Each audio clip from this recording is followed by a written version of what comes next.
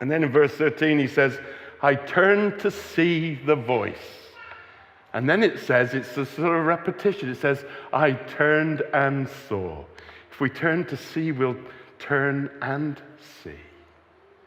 I turned to see, and I turned and saw.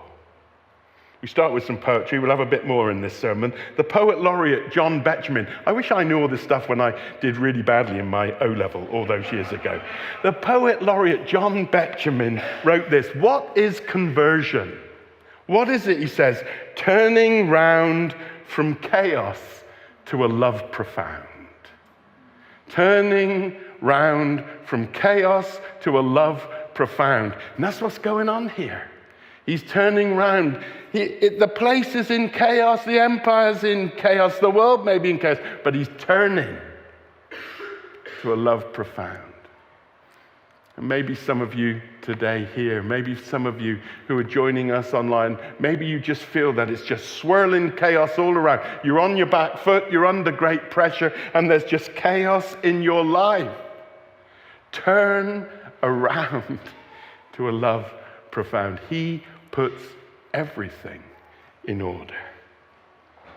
Jenny Core, our ops director, pointed out this week that having, after 21 years, turned the church back facing east. Many of you will know that we were facing south for the previous almost 2 decades. Having turned to face east, the way the church was designed and orientated, there confronting us, there awaiting us, there welcoming us is a picture in the stained glass window of Christ Pantocrator, Christ with his feet over the world, the risen Lord Jesus, who's coming to us and inviting us to come to him.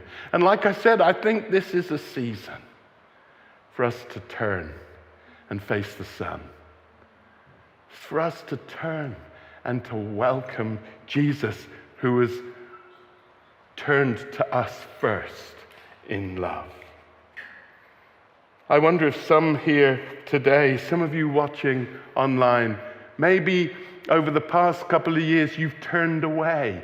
Perhaps not consciously, perhaps just the pressures and the exigencies of life. It's just been a kind of incremental turning, but you've turned away from him. And you're at a different angle from the Lord. You're not looking at him. Maybe just life and all its pressures, or maybe temptations, or maybe disappointments, or maybe doubts have come into your life, and there's been a turning away.